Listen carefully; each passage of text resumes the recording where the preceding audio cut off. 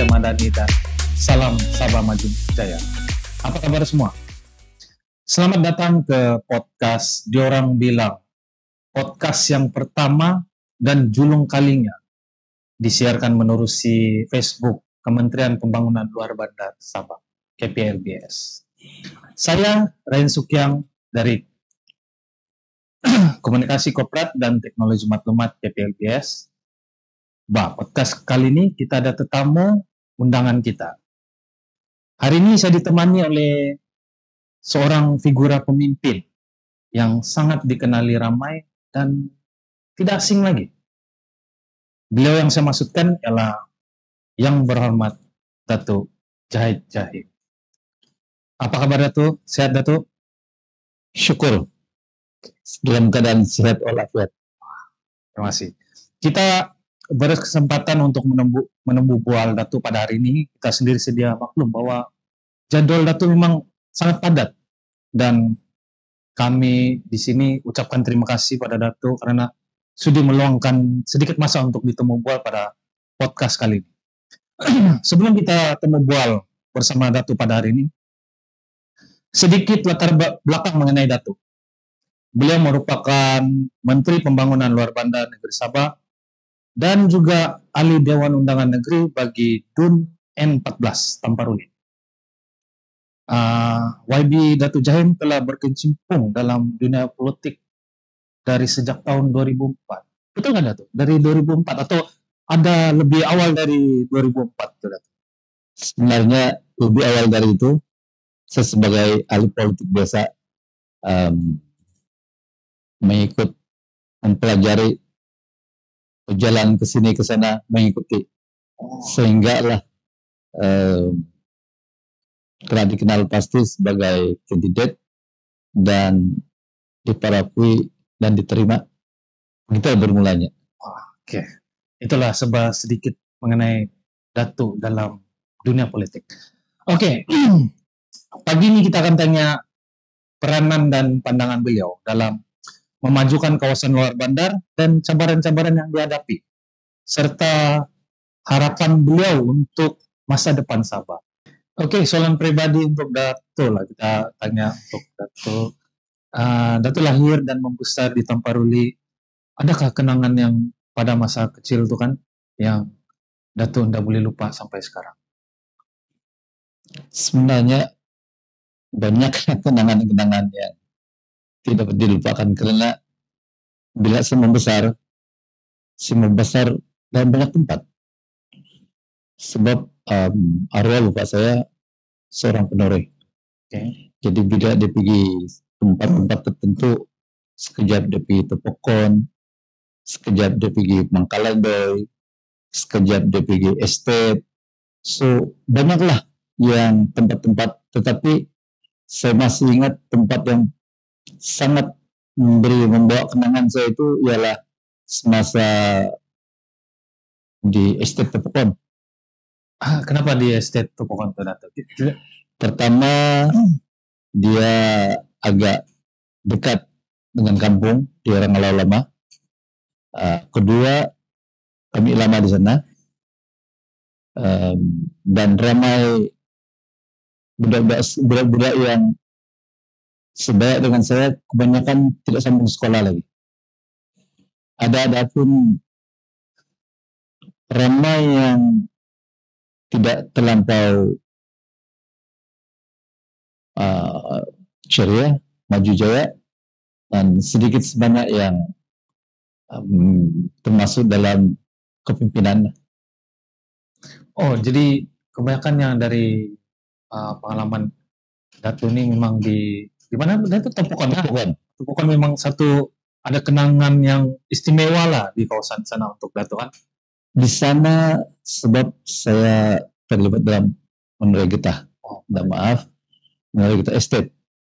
Kemudian segala jenis minat zaman dulu lah, segala memancing lah apa semua di sana. So kebanyakan yang berkaitan dengan kerja-kerja menoreh getah. Boleh kita mau tahu juga Datuk, Datuk start menoreh getah itu dari umur yang berapa? Dari kecil sampailah dewasa. Umur dalam lingkungan 5 tahun. Itu besar. 12 Umur dalam lebih kurang belasan. Tingkatan 1 bridge class mulai. Kita akan pergi kepada soalan seterusnya kan, Datuk. Kita untuk soalan seterusnya, apakah makanan tradisi Sabah yang Datuk paling suka lah? Contoh mungkin, kalau bagi saya mungkin Inafa lah. Inafa. Tapi mungkin Datuk berlainan, kita mau tahu juga apa. Ya, saya lebih kurang dengan saudara juga, cuma ditambah dengan itu kami panggil boso.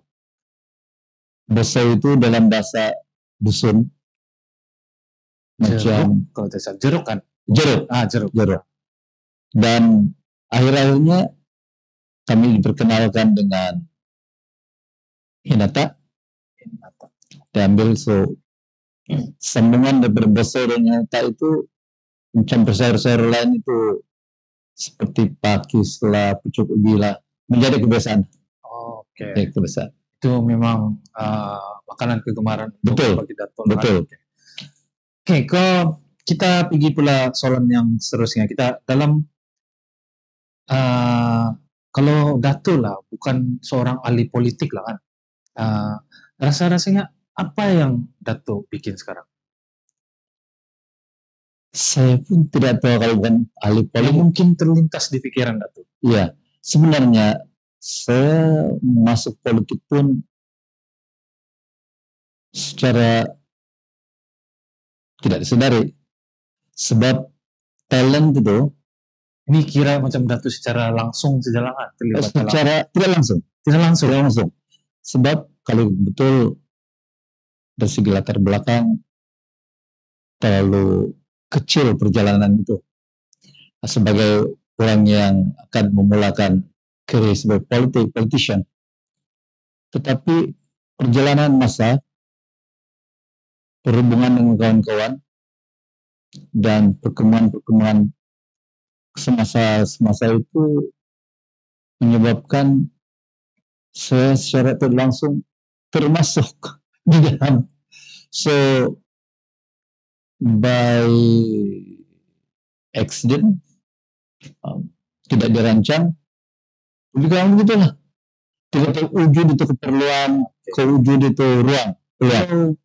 Kira macam Dato tidak terlibat dalam politik tuh, macam secara tidak langsung lah kalau Dato tidak terlibat secara politik. Mungkin apa yang Dato terpikir, yang terlintas di pikiran, apa yang Dato bikin sekarang? Mungkin kalau bagi dari segi umur mungkin sudah pensiun kan Dato. Nah, rasanya Dato mungkin saya memang tetap sebagai kaki tangan kerjaan. Sebab pada waktu itu kami asal keluar, apalagi kalau rezeki bagus, ada sempat meneruskan pembelajaran, memang ada kerja.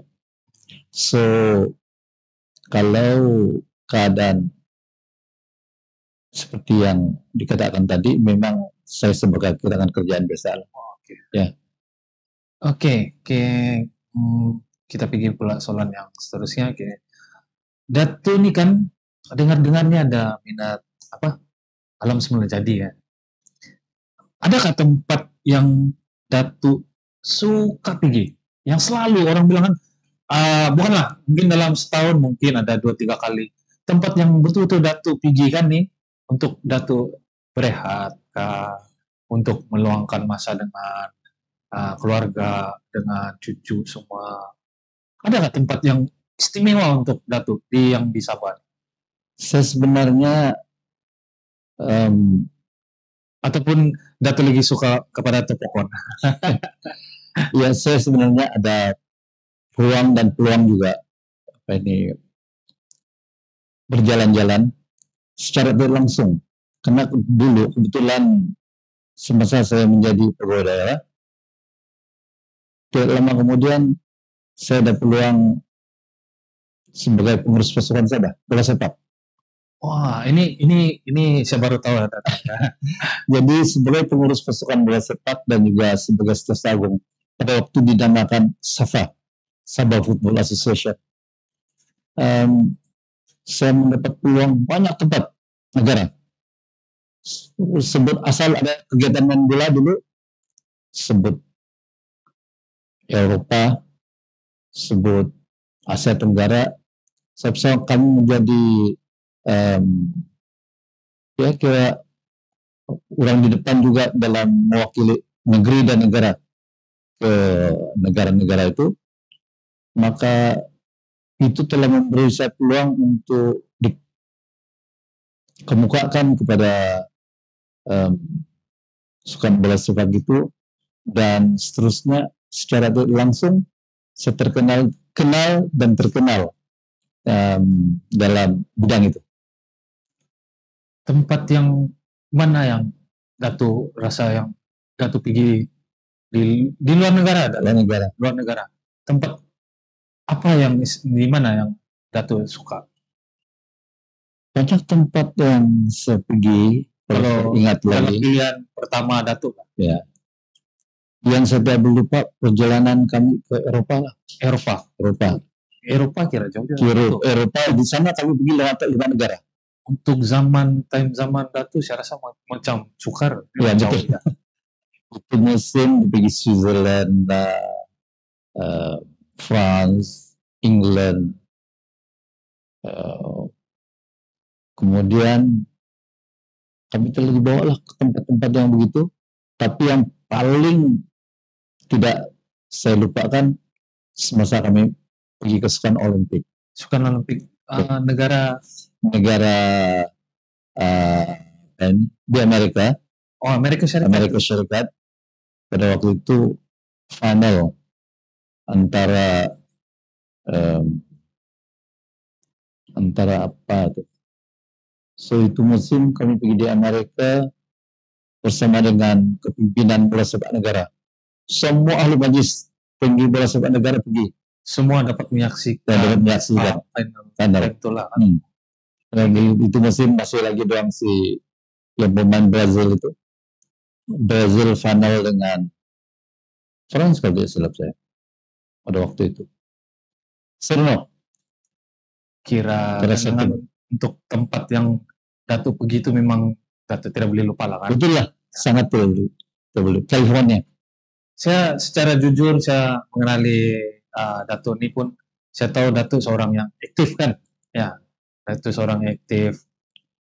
Jadi saya rasa sinonim dengan karakter Datuk lah. Oke, kita pergi yang soalan terakhir untuk soalan pribadi ini. Bila Datuk ada masa lapang kan, apa yang aktiviti atau hobi yang Datuk suka buat? Yang santai-santai saja, yang selalu Datuk apa? Kalau dari segi hobi, memang pada waktu dulu saya tidak berhenti dari bermain bola. Oh, Datuk memang yang aktif main bola. Aktif, tapi bukan sebagai pemain, sebagai pemimpin, tetapi kalau dalam permainan biasa itu memang tidak ketinggalan kegiatan sukan. Mungkin rekod Datuk ini, mungkin Datuk pernah wakil mana-mana, mungkin daerah Tamparuli. Kalau daerah klub-klub di sini, tapi kalau di universiti mana saya main? Universiti mana Datuk? Universiti Kebangsaan. UKM. Okay. Pada waktu itu 1980s. So 70-an. Memandangkan keadaan Datuk yang sekarang tidak berapa-apa kan, apa aktiviti yang boleh Datuk buat dalam masa yang santai-santai selalu? Sekarang dulu sebelum dalam keadaan saya masih dulu saya masih banyak aktif, saya banyak bermain golf. Oh, bermain golf. Kalau sekarang macam mana Datuk? Sekarang setengah rehat. Masih teruskan, tetapi saya dinasihatkan untuk kurang rehat sementara. Oke, ini untuk soalan pribadi kita sudah habis. Untuk kita pergi kepada soalan tentang Kerjaya Datuk lah kan. Untuk dalam Kerjaya Datuk ini lah, kita mau tanya, cabaran paling besar Datuk sebagai Menteri Pembangunan Luar Bandar di Sabah nih. Apa cabaran yang pernah Datuk hadapi lah sebagai menteri? Saya menjadi menteri, minta maaf, selepas itu zaman ketenangan, karena keadaan politik Sabah dulu yang tidak stabil. Tapi pernah, sebagai dulu saya pembantu menteri, tiga penggal. Kemudian ini cerita, kemudian tidak kita menang, masa tidak mengizinkan untuk kita menjalankan tugas dengan baik karena ada gangguan-gangguan politik pada waktu itu. Dan setelah itu kita telah diberi peluang untuk berkhidmat dengan lebih baik sebagai menteri luar bandar sampai sekarang, dan di sana kita banyak mencurahkan tenaga khidmat bakti, hubungan-hubungan telah kita gunakan sepenuhnya untuk dimanfaatkan sebagai menteri luar bandar, dan alhamdulillah adalah sedikit sebanyak kemajuan, khususnya bila kita mesyuarat dalam kabinet, kita membincangkan perkara-perkara penting. Yang amat berhormat Datuk Sri Panglima Datuk Sri Habibie, seorang pemimpin yang betul-betul serius menjalankan tugas. Jadi kita telah menjalankan beberapa pertugasan yang kadang-kadang di luar kita punya keupayaan, tapi kita telah dapat laksanakan karena ada sokongan yang kuat dan padu daripada beliau. Yang terakhir itu ialah mengenai badan JKK yang begitu mencabar di Sabah, dan baru-baru itu telah kami bincang dalam syuarat kabinet. Syukur, mungkin kalau tidak ada halangan, mungkin JKK akan mendapat sedikit kenaikan dalam soal-soal lain. Saya tertanya-tanya juga lah Datuk nih. Ini kalau di masa yang sama Datuk sebagai menteri, di masa yang sama juga Datuk sebagai wakil rakyat kan untuk kawasan Dun Tamparuli itu, adakah kengkangan masa tuh terhad untuk Datuk di sana? Dari segi masa tidak terhad, karena bila kita membuat kerja-kerja menteri itu, setiap kerja yang kita laksanakan dia akan mempunyai kaitan dengan kita punya kawasan, dan secara langsung kaitan dengan pertugasan, kaitan dengan pelaksanaan apa-apa itu memang mempunyai kaitan langsung. So tidak ada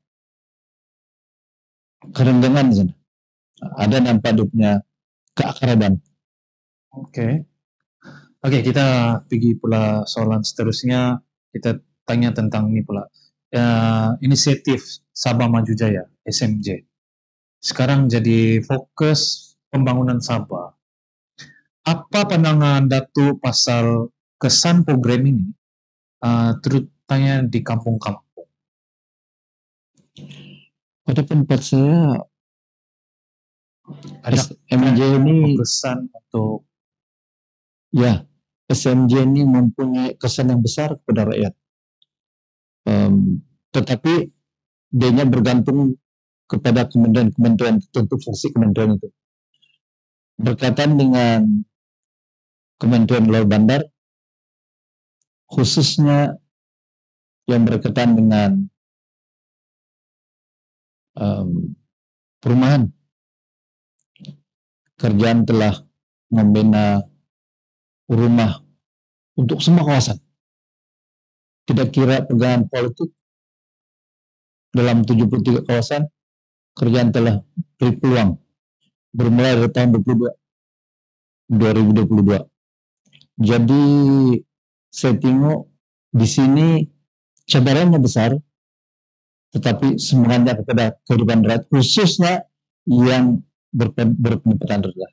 Kira dia memberi kesan impact yang Benar, bagus benar. lah pada Sangat berimpact. rakyat Sabah. Ya. Bayangkan kalau satu tahun setiap kawasan Dewan Undangan itu dapat 40 buah rumah. Orang yang tidak mampu buat rumah. Ini sudah berjalan bermula dari tahun 22, tetapi yang bermula 40 setiap kawasan itu, bagi 73 kawasan itu ialah tahun 2025 ini. Nah, ini saya nampak ada per tahun. Saya nampak memang kesannya sangat besar, sebab yang mendapat rumah-rumah itu adalah orang yang Berkemampuan, kurang berkemampuan.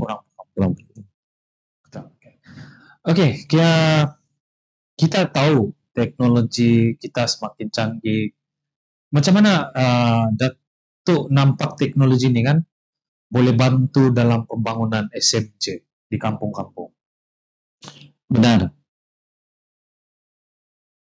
Pembangunan teknologi ini tepat apabila dikatakan mempunyai pengaruh dalam kehidupan di kampung.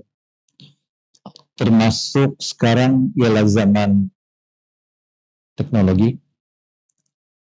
Segalanya memerlukan peranan dan keupayaan teknologi. Dan saya merasakan ini mempunyai kesan yang sangat besar dalam kehidupan. So, tepat sekali teknologi ini mengambil peranan dalam kehidupan masa kini yang penuh dengan pancaroba. Oke, kalau secara apalah kan Datuk, kita tengok masa depan Sabah ini. Oke, dalam 10 tahun nanti akan datang, apakah visi Datuk untuk pembangunan negeri Sabah kita? Mungkin kalau berpikir terlampau jauh, saya masih belum dapat sejelas-jelasnya pada masa ini. Tetapi kalau yang saya boleh ramalkan, Harapan Datuk dan harapan itu dalam 10 tahun ini, saya ingin melihat bahwa rakyat di negeri ini akan dapat menikmati kehidupan yang lebih baik, teratur, dan mempunyai kepedulian yang mendalam dari pihak-pihak yang terlibat, bukan saja kerajaan, tetapi juga NGO, dan juga orang-orang tertentu yang mempunyai peranan di dalam kehidupan masyarakat. Itu harapan saya sangat-sangat untuk Datuk bagi negeri Sabah. Yeah. Oke, untuk soalan terakhir dalam tentang kerjaya kan, apa nasihat Datuk untuk memupuk semangat perpaduan dalam kalangan masyarakat luar bandar di Sabah? Akhirnya kehidupan masyarakat bergantung banyak dan bergantung penuh pada jurang ataupun kemajuan pendidikan. So, saya mengharapkan rakyat Sabah tidak ketinggalan dalam bidang pendidikan ini. Kira-kira apa jenis pembelajaran, tetapi dalam kehidupan seharian menjadikan pembelajaran itu sebagai satu ilmu, karena mereka yang lengkap dengan ilmu, lengkap dengan pembelajaran, insya Allah tidak akan ketinggalan dalam apa juga jenis bidang-bidang yang diterjuni. So, saya mengharapkan supaya bidang pembelajaran sepanjang hayat ini menjadi amalan kepada masyarakat Sabah, khususnya luar Bandar Sabah. Pulau Bandar. Oke, dari sini kita nampak harapan Datu nih kan, pendidikan di Sabah ini agar sentiasa membangun supaya kita rakyat Sabah ini dapat mempelajari dan menuntut ilmu yang bagus. Betul. Oke, untuk soalan tentang kerjaan ini Datu kita sudah habis. Kita akan kepada lebih soalan santai yang mungkin Datu sendiri akan terkejut dengar soalan-soalan ini. Kalau Datu boleh pilih satu lah kan, orang bilang super power lah, kuasa.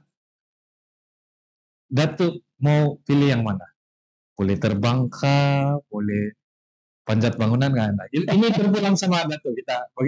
Apa pilihan Datu yang kalau memilih dalam super power? Betul sekali, ini soalan memang tinggi dan mencabar, walaupun dia senang, tapi mencabar. Sangat menarik. Pilihan Datu terlalu banyak. Pilihan terlalu banyak dan keupayaan pula terlalu sedikit. Kalau dalam secara terlintas dalam pikiran Datu, kita mungkin apa yang mungkin Datu akan pilih? Saya paling suka itu dapat membuat keputusan sendiri. Tetapi tadi saya dengar saudara Anda menyebut tentang apa tadi itu? Boleh terbang. Ada dua perkara itu. Ada yang satu lagi. Boleh panjat bangunan. Boleh hilang. Itu sangat menakjubkan. Boleh hilang. Menarik. Tapi mungkin zaman sekarang itu sudah sangat tercabar. Tapi yang itu sangat menarik untuk dicoba.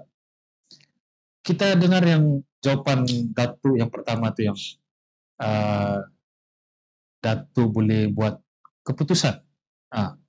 Keputusan yang bagus kan. Kenapa?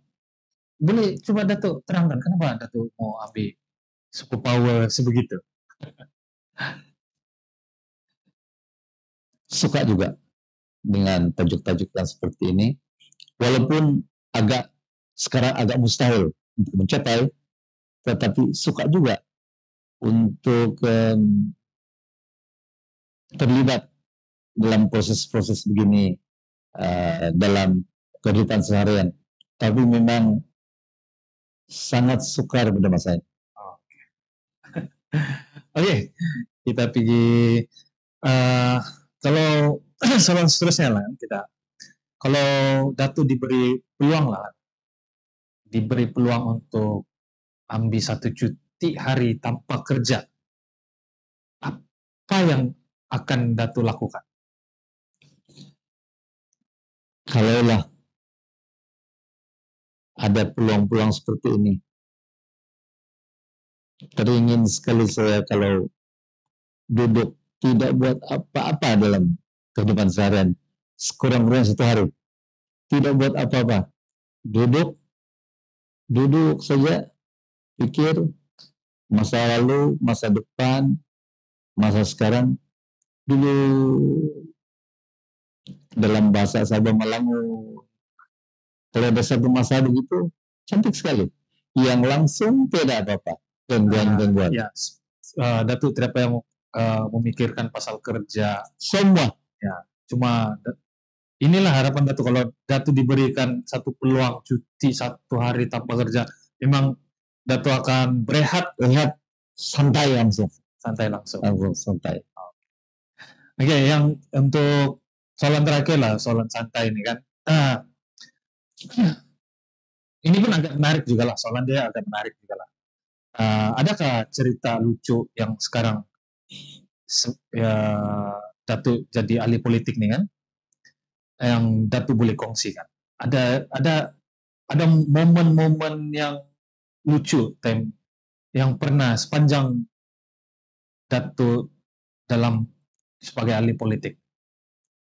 Iya, sebagai ahli politik ini soalan yang Ada momen yang Datuk tidak pernah lupa, yang rasanya lucu sekali untuk Datuk.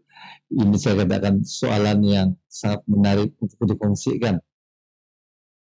Iya,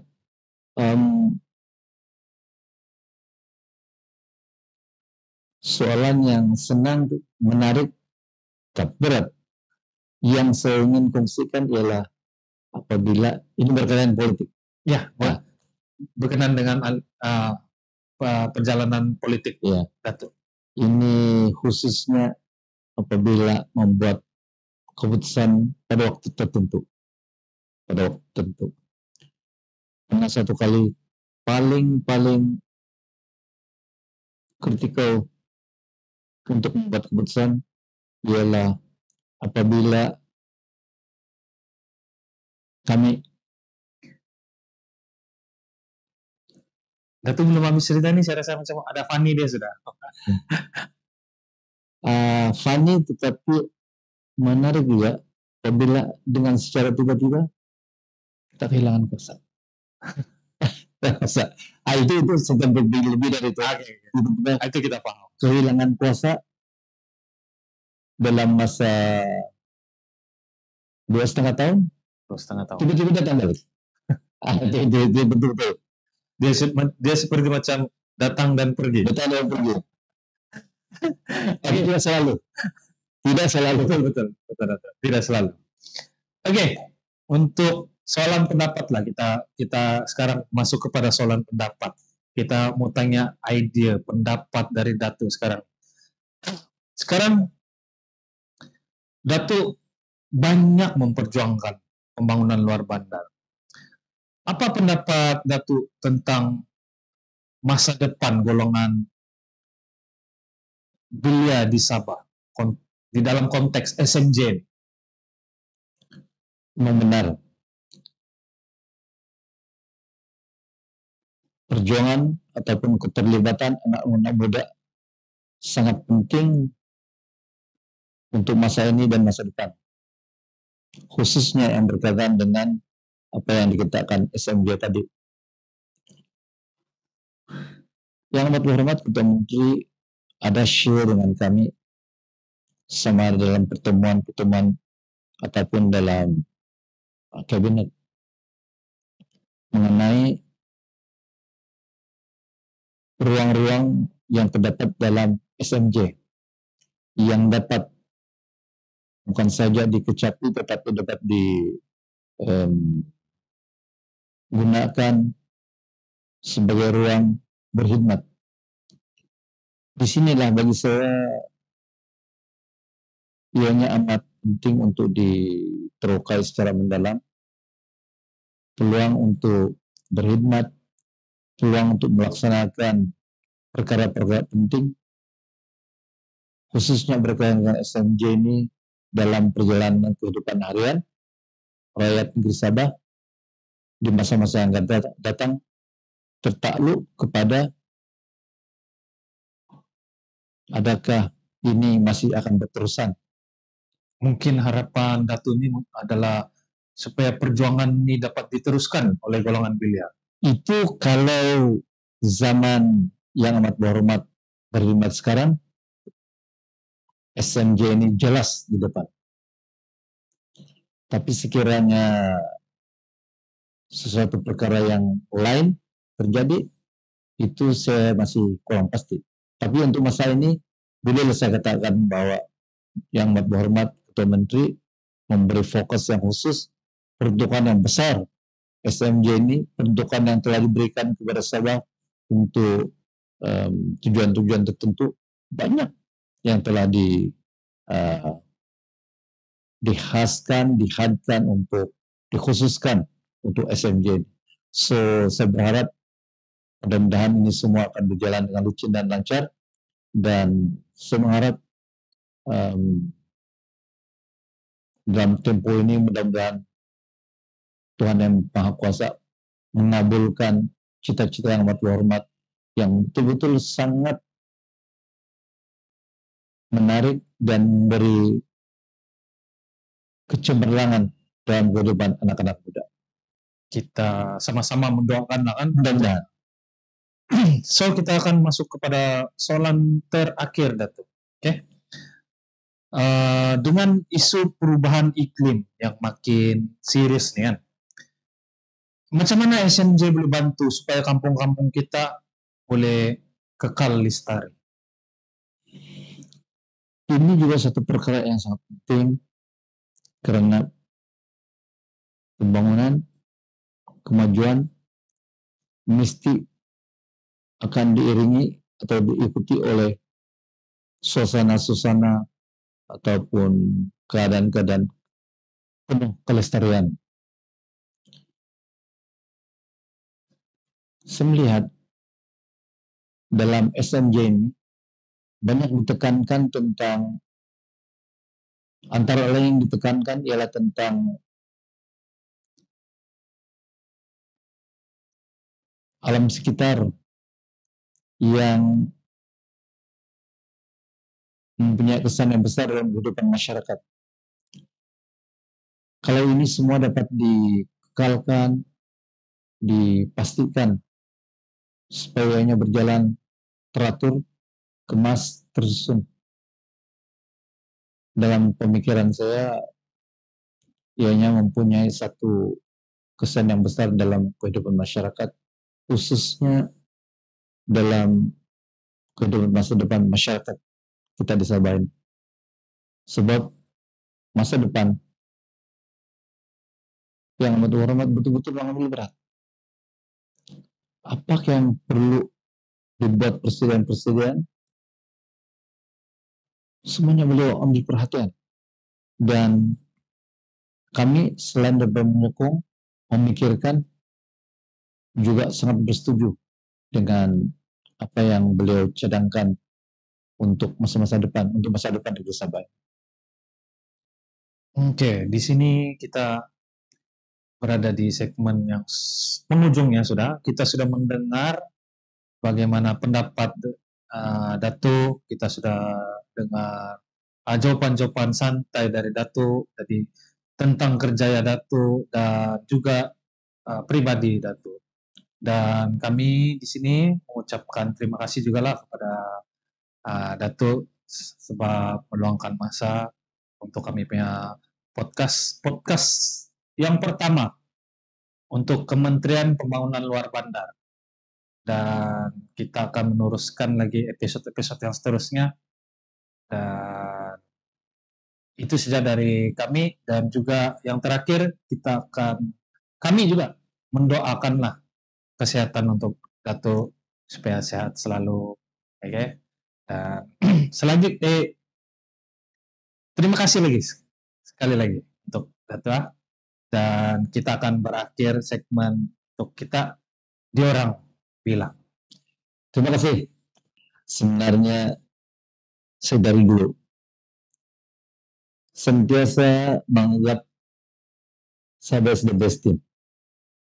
Dari dulu, apabila saya pegang pasukan Sabah sebagai Stesa Agung, apabila kami mendapat tempat pertama dalam Piala FA, saya merasakan bahwa kehidupan bola sepak Sabah itu sudah mulai hidup.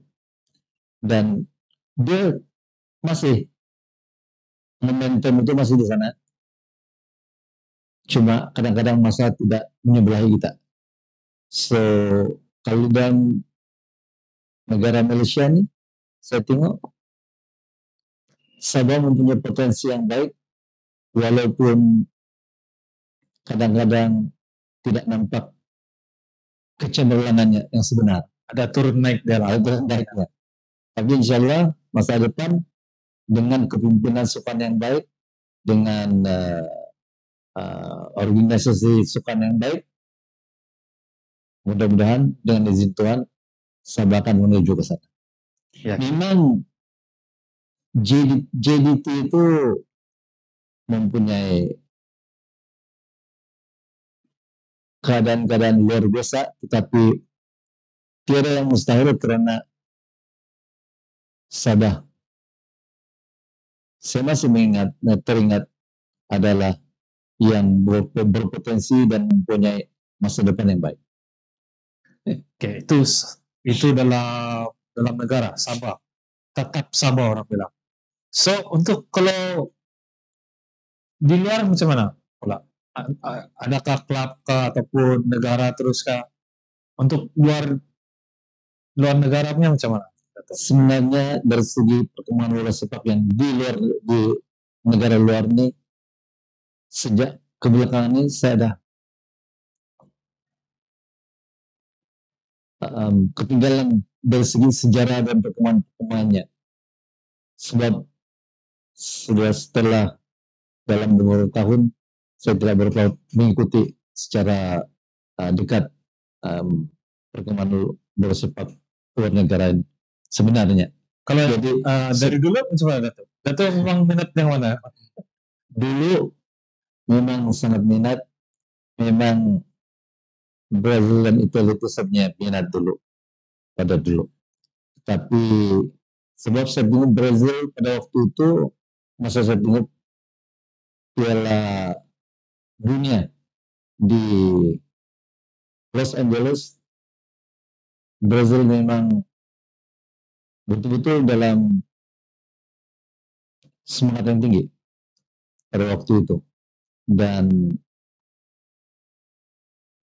sejak akhir ini saya tengok ada keadaan tidak menggembirakan, tapi tunggulah keadaan-keadaan masa akan datang. Nah, betul. Jadi di sini kita dengar negara yang Datuk sokong minat, dan juga